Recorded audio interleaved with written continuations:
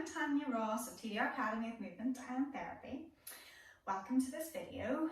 I'm going to run through a little bit of a mobilizing routine for most of the joints in the body, for the major joints. So if, for example, you get up in the morning, you feel a bit stiff, this is something you could work through, or maybe before you start into doing some lighter exercise, then it's a good warm-up to do. It is mainly mobilizing, it's not particularly stretching anything, they're active range of movement.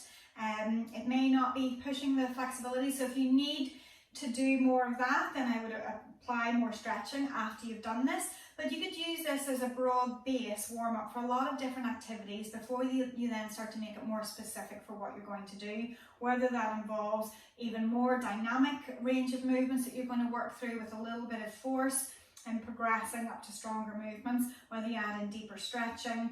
But again, maybe a nice little base just to get the body generally moving. So what we're going to do is just stand comfortably with the feet about hip distance apart, and from there, arms relaxed down by your sides. Get a sense of lengthening up through the back of your neck so you feel nice and long. So we're going to take the head through some movements, just dropping your chin to your chest. I don't want you to force anything, I just want you to move through your available range where there's no pain. Then lifting your chin up to the ceiling. And again, everything is progressive. Everything is how far you feel that you can move. And again, I've mentioned being short of pain. So if you feel pain, go short of that. So don't tap into pain, go short of it. You can still move within whatever range doesn't feel painful. And then back into center. So you could do maybe even 5 of those if you wish. When you're bringing your chin to your chest, good to keep your mouth closed. It just gives a little bit of mobility into these tissues at the front of the neck.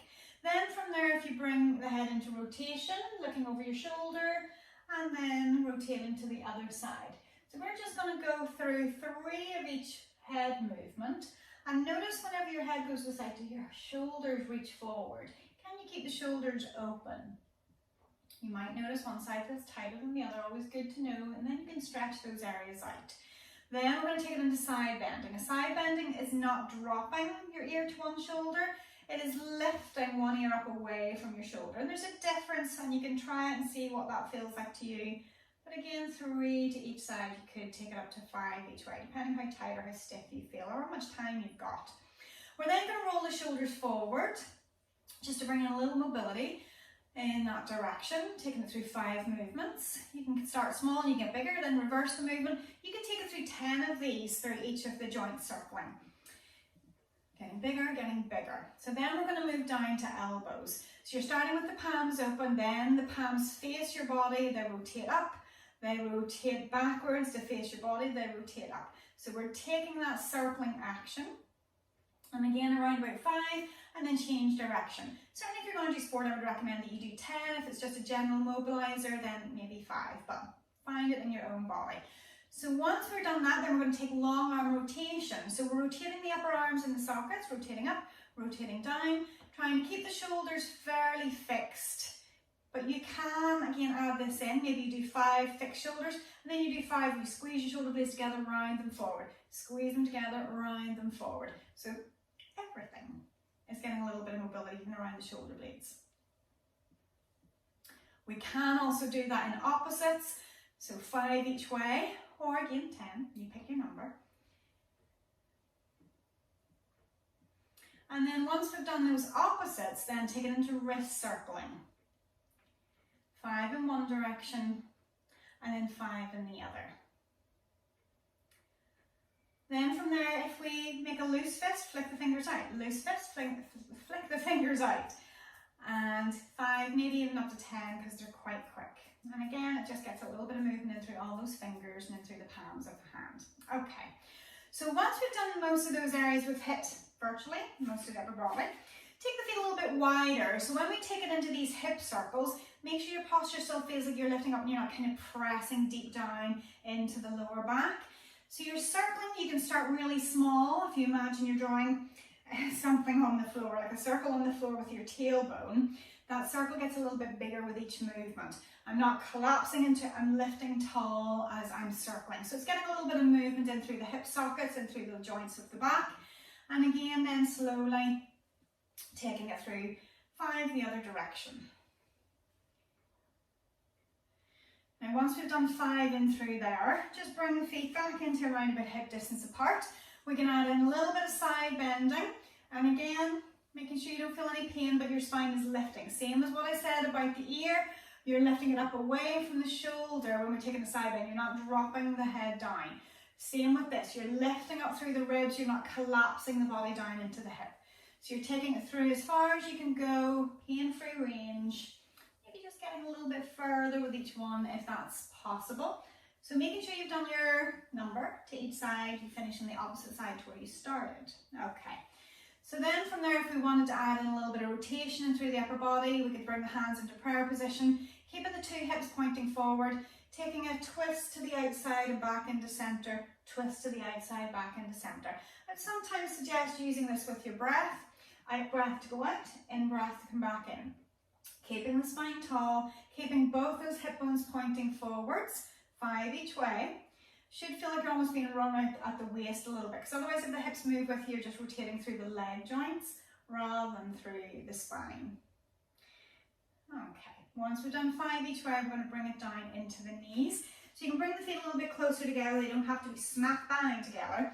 And you're going to circle. I'm not putting any weight on my knees, I'm just using my hands there as a bit of support. I'm not rounding my back here, it's not bad posture. There's a little bit of a kind of squat, if you like, going on there, so the back is long.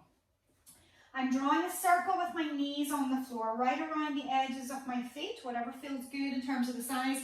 5 in one direction, and then 5 in the other.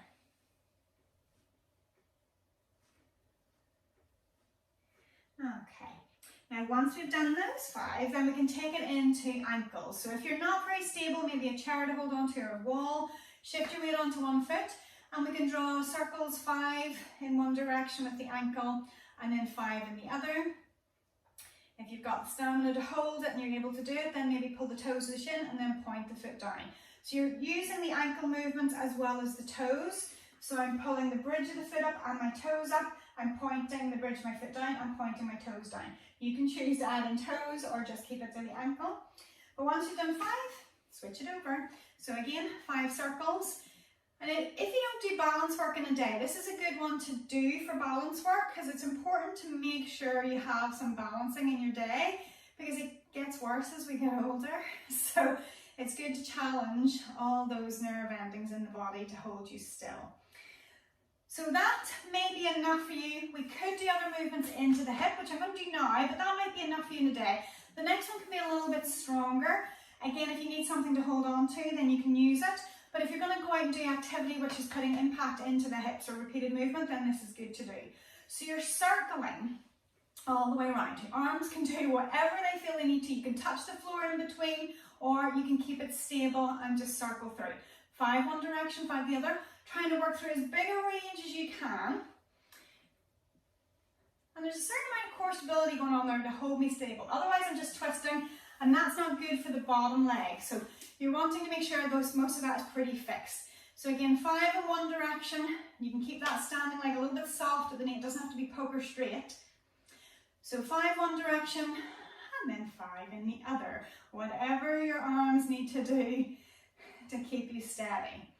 If we want to add in a little bit more of a challenge, again, you could stop there, maybe that's enough for you. If we wanted to add in, for example, another movement just in terms of standing tall, getting that whole chain active, I could keep this knee nice and stable and just circle with the lower leg. So it's almost like I'm stirring a bowl, trying to keep that knee centered. And again, 5 in the other direction. Just bringing in a few other little movements in around the hip and the knee. So again, 5 in one direction and 5 in the other. So if you weren't holding on to anything and you've managed to get through all of that, well done. If you know you're all over the place, I recommend doing this every day. Your ankles, the leg muscles, your proprioception inside of where your nervous system is giving you information about where you are in space and time. It's really important to challenge that. Even if you're brushing your teeth on one leg in a day, you're not collapsing, you're standing tall, but anything that involves balance work is good to do every day. But I'm hoping that you can apply this as a bit of a mobility exercise every day to work through. It's quite quick to do. You can pick your numbers, 3, 5, 10, 20, whatever you feel you want to do.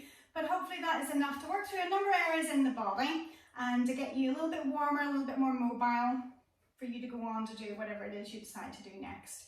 So thanks for watching. If you've enjoyed this, leave us a like, give us a comment, subscribe to our channel to get more information, more videos coming out to you. And otherwise, hopefully this has been useful. So I hope at the end of the 5 days that you do feel the benefit of having moved in these ways. Maybe you've picked certain movements that feel really good in your body and you know that you're going to bring them into maybe a regular routine. That would be fabulous. That's hopefully the intention, that when you learn something that feels good for you, you're going to use it regularly. But hopefully if it felt useful, maybe you could repeat the 5 days again. Why not start tomorrow? Have a day off and then start tomorrow for another 5 days. Keeps you moving, keeps you active, and then we'll be back into class soon. And hopefully that'll get you moving some more. But that way, if you've enjoyed these videos, I'm hoping that you've subscribed to the channel just to be notified of anything more. But also, yeah, you'll have access to this again. The videos will be there if you've got the links through the email or the Facebook page. So enjoy if you repeat it again. I hope you've enjoyed it if you've just finished it all.